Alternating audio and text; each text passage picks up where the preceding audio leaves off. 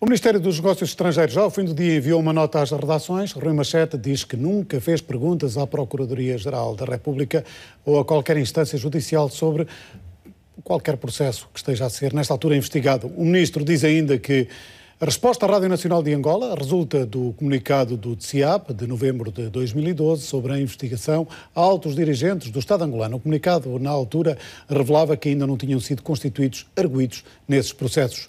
Rui Machete diz ainda que respeita o princípio da separação de poderes. O caso não fica pelas notícias de hoje. O Público, na primeira página, diz que PGR reforça Rui Machete a contradizer-se no caso das desculpas a Angola. O Diário de Notícias diz também que PGR desmente Machete e garante investigação a cidadãos angolanos. Boa noite, Ricardo Jorge Pinto.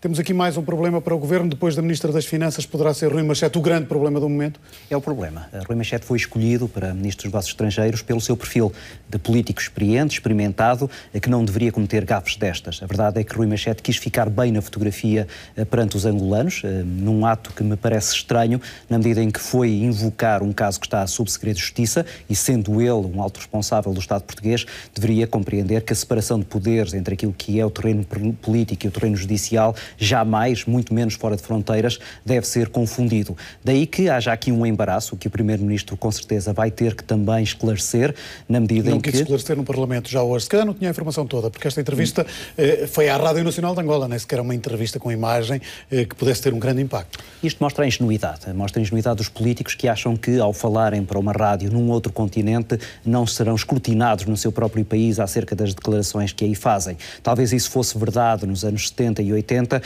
não é verdade na atualidade, e qualquer político deve saber que em qualquer ponto do globo onde transmita uma de qualquer opinião, representando o Estado português, mais tarde ou mais cedo, os jornalistas e depois os cidadãos saberão sobre isso. E aí Rui Machete terá sido não só ingênuo, mas também bastante pouco cauteloso relativamente a esta matéria. Será talvez o primeiro Ministro dos Negócios Estrangeiros a começar a dar problemas a um Executivo. Geralmente os Ministros dos Negócios Estrangeiros são aqueles que têm mais popularidade, são os que têm no fundo a tarefa mais fácil, desde que não a compliquem. Rui Machete até agora tem sido muito discreto, quanto a mim até excessivamente discreto, não se tem falado dele, talvez porque Paulo Portas lhe roubou algumas das pastas que eram as mais apetecíveis da diplomacia económica, que era fundamental e é fundamental essencial. No resto, Portugal tem um papel um pouco apagado, a não ser nas instâncias internacionais onde as coisas estão relativamente estabilizadas, mas era de esperar que o Ministro dos Negócios Estrangeiros, tendo essa facilidade, não cometesse depois estes erros, causando o embaraço a um Executivo que já tem muito pouca margem de manobra para cometer erros. O Primeiro-Ministro, achas que se vai explicar ou vai deixar que este assunto morra por si? Se é que isso é possível. O conselho que qualquer assessor lhe poderá dar é o de deixar isto morrer, porque na verdade é um daqueles casos que nunca terá uma boa saída. Rui Machete cometeu aqui um erro grave, que será certamente aproveitado pelos partidos da oposição, que sabem que em relação a estas matérias há é um erro factual, portanto não corremos aqui o risco, como no caso das swaps, de surgirem novos dados.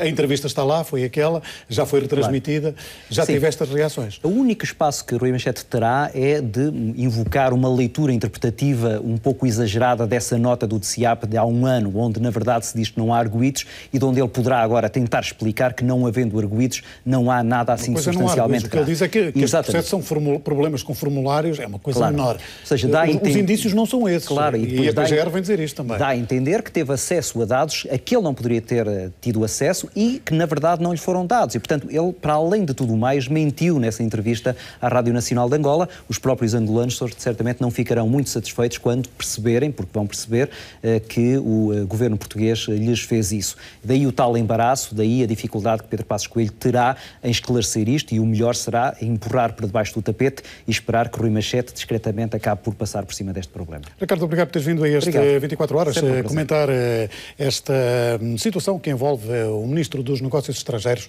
depois de uma entrevista à Rádio Nacional de Angola.